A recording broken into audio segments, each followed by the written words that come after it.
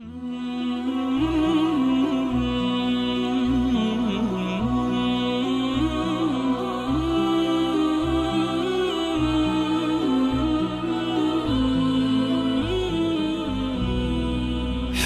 على الصلاة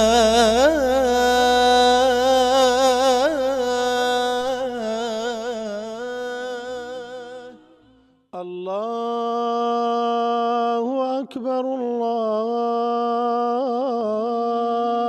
أكبر.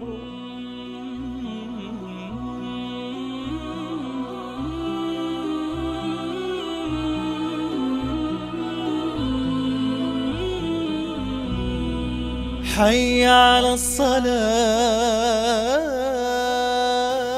بسم الله الرحمن الرحيم. الحمد لله والصلاة والسلام على رسول الله. نشوێنی بەڕێز دڵت خۆشە کە نوێژەکەیت و تەمەنێکە هەڵبواردووە و ڕەمەزان گەیشتویت و یاخود ڕەمەزانە بەجێشتووە؟ بەڵێ، پرسیارێکت لێ ئەەکەم بە درێژایی ئەم تەمەنی خۆت چەنێ لە تاوان کۆ کردوێتەوە؟ زۆر، هەمومان، چونکە كل ابن آدم خطاء. ئەم تاوانە بەچی ئەسەڕێتەوە؟ بەچی لەسەرمان لاچێ؟ پێغەمبەری خوا صلی الله علیه و سلم فەرمێ: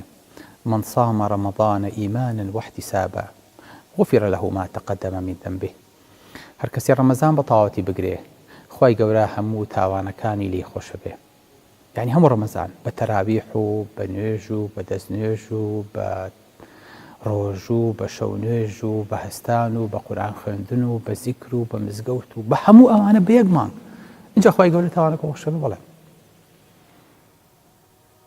ئەی حەج، إن الحج يجب ما قبله. حج هەموو تاوانی پێش خۆی ئەسڕێتەوە.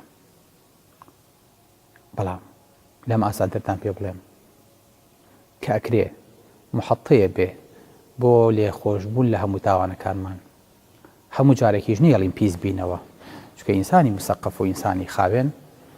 هەموو ڕۆژە لەوە چه جارێ دووجار خۆی بشوە، لێ ناگەڕێ ساڵە و ساڵ شەڵکەکانی پابێتەوە، چونکە لەوانەیە لە مای ئەو ساڵەیە بمرێ. پێغەمبەری خوا صلی الله علیه و سلم فەرمێ: أرأيتم لو أن نهرا بباب أحدكم يغتسل فيه كل يوم 5 مرات هل يبقى من درنه شيء؟ قالوا: لا يبقى من درنه شيء. قال: فذلك مثل صلوات الخمس يمحو الله بهن الخطايا. چەند تەمسیلێکی جوانە، چەند خۆشە ماڵێکت هەبێ، خانوویەکت هەبێ، گەڕەکێکت هەبێ، ئاو بە بەردەمیات تێپەڕێ، ئاوەکەش ڕووبار و ئاوێکی پاک بێ، جێرابی تێکەڵ نەبێ، هەموو ڕۆژێ 5 جار لەوێ دەستنوێژ نا، نوێژ نا، خۆتی لێ بشووی، ئەڵڵا، ئاوێکی بێ کلۆر، ئاوێکی بێ خەوش، ئاوێک لە بەری بڕواکە قەت بیز نابێ، مایەکی جاری 5 جار لەو ئاوە خۆ بشووی. چەند تەمسیلێکی جوانە پێغەمبەری خوا صلی الله علیه و سلم بۆمانەکە. تاوانەمێنێ؟ نەخێر. چه تاقەتی هەیە لە ڕۆژەکە 5 جار خۆی بشوە لە چڵک؟ بەڵام 5 جار خۆ بشۆ لە تاوان بەهۆی دەستنوێژێکەوە، بەهۆی نوێژەکانتەوە هیچ تاوانێکت لەسەر نامێنێ. سبحان الله. عوقبەی کوڕی عامرە فەرمێ: جارێکیان کە چوومە ناو مزگەوتەوە، هەتا خوشتەکەم ئالیکدا، چوومە خزمەتی پێغەمبەری خوا صلی الله علیه و سلم کە سیرەکەم خۆتبە ئەدا. فەرمی: هەر موسڵمانێک دەستنوێژ بگرێ، دەستنوێژەکەی جوان بگرێ، ما من مسلم يتوضأ فيسبغ الوضوء ثم يقوم في صلاته فيعلم ما يقول إلا انتفل كيوم ولدته أمه من الخطايا ليس عليه ذنب. الله. فەرمی: هەر موسڵمانێک هەستێ دەستنوێژێ بگرێ، دوایی دوور کات نوێژکە، لە کاتی نوێژەکەیە بزانێ چی ئەڵێ، پاکە بێ لە تاوانەکەی، وەکو چۆن تازە لەسکی دایکی هاتبێتە دەرەوە و تاوانی پێوە نەبێ. یعنی حەج ئەو هەموو مەسرەف و ڕێگە و ماندوو بوونە بەقەدەر دەستنوێژێک و دوور کات نوێژی پێ بڕێ، ئەو شەڕادەیەکە. بۆیە سەرتە تاشیت و جلێکی سپی لە بەرەکەی، چکە تازە ئێستا تۆ قومات کراویت و سەرتە تاشن و ئێستاکەنە حالیان عەقیقەت بۆکە، تۆ تازە لە دایک بوویتەوە. بەڵام نوێژ بە دوور کات لەگەڵ دەستنوێژێکی خاوێنە. بەڵێ، منی ژوتم بەخین. سەحابە بۆ پارە و بۆ سەرۆت و بۆ باخی دنیا ئەمەیان ناکرد، وتم بەه لەم خۆشیە. عومەری کوڕی خەتاب کوڕەوتی دانیش لما خوشتري في بلهم سبي غمري خاصة صلى فرمي ما من رجل يتوضأ فيسبغ الوضوء بيش أمشتيكي خوشتري فرمو لما بيغمبري خاصة صلى فرمي هر مسلمانك دزنيوش بقريه دزنيوشكي جوان بقريه دعاء أوي كلا دزنيوشكي طاوب له أشهد أن لا إله إلا الله وأشهد أن محمدا عبده ورسوله إلا فتحت له 8 أبواب من الجنة يدخل منها أيها شاء أمش ديب أبو بكر دعا بيغمري خاصة صلى بيما شدا فرميت هر مسلمانك دزنيوشكي باك بقريه وجوان بقريه دعاء بله أشهد أن لا إله إلا الله وأشهد أن محمدا عبده ورسوله هل حشتك ليتوا أو نخو معلين بهشت يعني بهشت درجات شي تجوره أم هر هش درجات كي بو كتيتوا سبحان الله الله أكبر بيك دزنيش بله ببينيش أكاتن لي بيه يعني أبيني أو لي خوش بونانا أو محطانا أو باكجيانا أو حماماتاني ك لنيوجاهن ليش وينكانية لدوري مكة ومدينة جنية لأبياري علي جنية حزا كان بزانن لهیچ شوێنێک ئەم بازگانی پاک و تەمیزی و خاوێنی دەست ناکەوێت لە هیچ شوێنێکە بە دەستنوێژی تۆ خوای گەورە لە تاوانە خۆش بێ بە دوور کات نوێژ خوای گەورە لە تاوانەکە خۆش بێ بۆیە فەرمێ هەر کاتێ عەبد دەستنوێژی گرت ئەو ئاوەی کە ئێیا بەدەم و چاویە ئاخر قەترەکەیەتە خوارەوە هەموو تاوانەکانی لێ بێتەوە ئەوەی کە بە چای کردوێتی ئەوەی کە بەدەست کردوێتی ئاخر قەترە بقوليات خوارو آخر تاواني قاش لقل دزنيو شايات درو لقل آخر قطرين دزنيو شكيا قلت خواني وشواني برس أما هيج نيتي نابع دانشتي تو دزنيو جيكا قريبو خوا يعني خوش نية لم همو قرزان وخواي قورا خوش بيه خوش نية أو همو ملفاتي كريز مان كردو خواي قورا ضربي كي بيا بين بلا عبدكم يتلمو دادس بيك ورا خيكي سبي هلاينوا ها يعني چی تێوێت لەوە زیاتر کۆمپانیا لێو خۆش بووە قستی خانوو لێو خۆش بووە بەنگ لێو خۆش بووە قەرزارەکان خاوەن قەرزەکان لێو خۆش بوون هیچی لەسەر نامێنەرە دەستنوێژێ بگرە هەرێ قورسە هەرێ دەسوپی 100 پیاوماچەکەیت و 100 ئەرز و حاڵ و واستە و ئەم سەروەسەرەکەی کەسێ لە قەرزەکە و تۆزێ دابەزێت هەر بۆ تەخیرکە ئێستا خوای گەورە لە تاوانەکەت خۆشە بێ بە دەستنوێژێک والله ئەگەر ئەمە نەکەین والله لقيامة يا أخي كز نكري خواهي قول أم همو محطي بدا ناوي بس لسر نيوش كليه خوش به والله ديار إيما شايستي أولين من صلى لله ركعتين جوان جولم حديثة بكر 4 صالة من تاون كوكمون 45 صالة تاون كوكمون من صلى لله ركعتين أوي دور كاد نيوش بخواهي قول بك دور كاد ما زور كردوه بالله ميك شرطي بسيطي تايا لم يحدث نفسه فيهما بشيء من الدنيا خيالي لا دنيا نبي 24 ساعة خيال لا دنيا 3 دقيقة بدور كاد نيش خيال لا دنيا نبي قرص باوكي من ها يا والله جاري وايا ساعات ونيوة چي ناو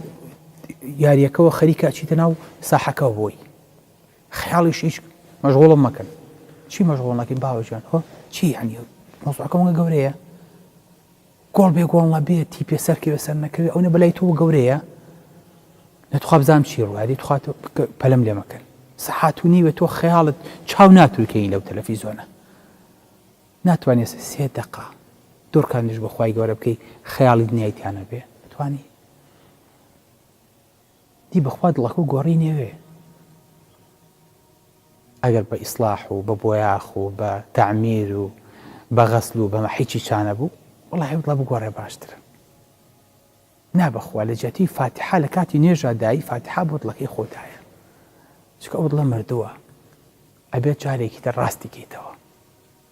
لبرو نيج لسر مردوة مخوينا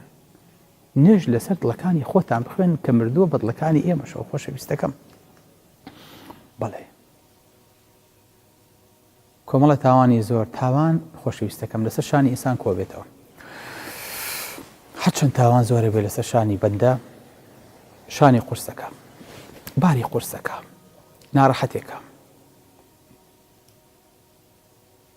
مسلمان تاوانەکەی ئەڵێ ئەو شاخانەیە بەسەر شانێەوە باری قورس کردووە منافقیش تاوانەکەی ئەڵێ مێشێکە بە سەلووتێەوە ئاوایەکی لێ کاو ئەڕوا بەڵام مسلمان تاوان بەچی سیرەکە بە قورس سیرەکە بۆیە خوای گەورە فەرمێ ئەلەم نەشرح لەکە سەدرەک ووەضعنا عنکە ویزرەک ئایا سنگمان پا نەکردیتەوە و تاوانەکەمان لەسەر لا نەبردی بەشی شەیطانمان دڵا لا نەبردی الذي چی الذي أنقذ ظهرك ئەو تاوانەی خەریب و پشتێشکان ئینسان کە بەشی تاوان لە دڵیان نامێنێ ئینجا هەستەکە باری شانی چەند سوو بووە حەزی لە تاوان نامێنێ زۆر شانی خۆشە زۆر نەرمە دڵی ئەی چەند خۆشە لە کاتێکە ئەم بارە چۆتە سەر شانت و قورسی کردویت نەخۆشیەوە بەلای ئێمەڵە کاکتورە ها قوربانێ بمزانە ئەورگەم بۆ لا نابێ هذا ورقو چیەتی هەلە بە قورئان کاکتۆڵی 4-5 کیلۆم پێوەیە تخوا لە کۆڵ میکەرەوە ئەمە بە ورگیەوە بێ خەمی فەقەراتی پشتێتی لە دکتۆری فەقەراتەکە و توێتی عملیاتە بۆ ناکەم هەتا ئەمی پشتێ چانەکەی ئێگە بەسەر شانەوە بێ زەختەکە لەسەر فەقەراتی سەر و خواری شۆ هەیە ئەزان بۆ نەخۆش هەریاڵە کاکتر خوا شانەوە مێشێ ئەزان نەخۆشی شان و ملی ساکەنە لە حەچی نەخۆشیەکە بەربڵاوترە زان لە سا پێنجی خەڵکم بۆ بدۆزنەوە شان و ملی نێش حەزەکەم بزانەوەی تاوان قورسی کرد پێغەمبەری خوا صلی الله علیه و سلم هەر کاتێم عەبدە ئاوا ڕکوعی برد تاوانەکەی ئەوەرێ دەسە شانێکێتە خوارەوە دی چەند بمێنیتەوە نەتاوانەکە ئەوەرێ بمێنەرەوە لە دەرەجەی 90 پلەیە تاوان نا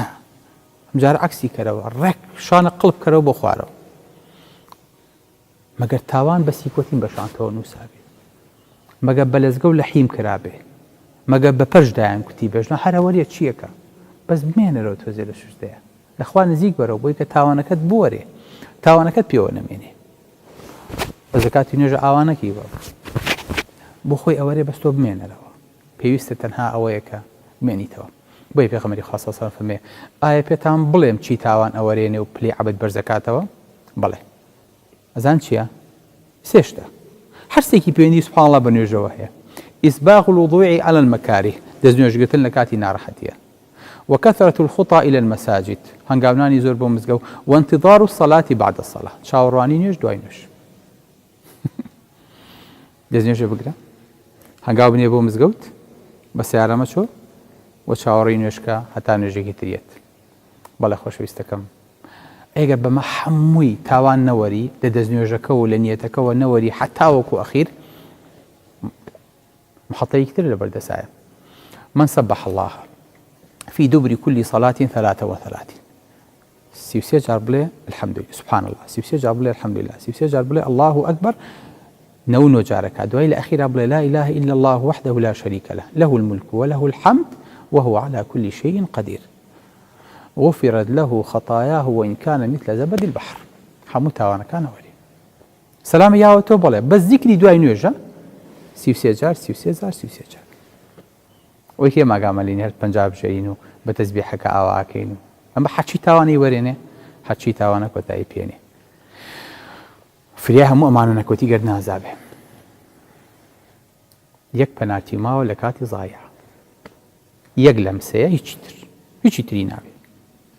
پێغەمبەری خوا صلی الله علیه و سلم هەر کەسێ لە کاتی ڕکوع ئاوا بەرز بووە کە ئیمام بڵێ سەمی الله لمن حەمیدە بڵێ ربنا ولك الحمد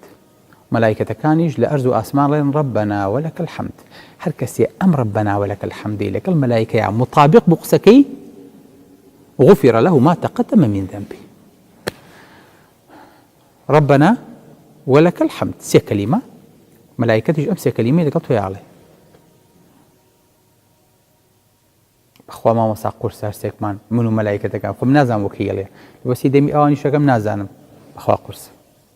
ئاخر شتێ پێڵێم پیاوی چابێ لە بیری مەکە جۆ لێمە دەجۆ بگرێت یەک کەلیمەتر فێرەکەم بەزەن بینی خۆمان بێ پێغەمبەری خوا صلی الله علیه و سلم فەرمێ إذا أمن الإمام فأمنوا فمن وافق فإنه من وافق تأمينه تأمين الملائكة غفر له ما تقدم من ذنبه أجر إمامتي ولا الضالين يوجب بلين آمين هەر کەسێ ئامینەکەی لەگەڵ ئامینی مەلایکەیە مطابق بوو تاوانەکانی پێشووی هەموو شاورێتەوە. یعنی یەک لەم سیاگات لێ بێ یەک کەلیمەیە ئەڵێ ئامینەویش ئەڵێ ئامین مطابق بوو یەک جار لە ژیانتە حەچی تاوانی پێشووت زەربێک و ڕاست و چەپ وەرەخەیەکی سپی لەگەڵ خوای گەورەی هەڵبەرەوە. ئەمە لە دەسەیت هەباوکە گیان تو ئەو خوایە لە قیامەتا پەشیمان نابیتەوە بۆ لەحزە بە لەحزەی دوورکات نوێژ و دەستنوێژێکی پاک و پوخت و زیکرەکانی دوای نوێژ ها ئەی باوکی من دێ قۆڵی لێ هەڵماڵین و بسمیلای لێ بکەین و نوێژ بێ بە نووری چاوان و هەڵوەرینی تاوانەکان و بەرزبوونەوەی پلەکانمان. سلام علیکم ورحمة الله وبركاته. حي على الصلاة.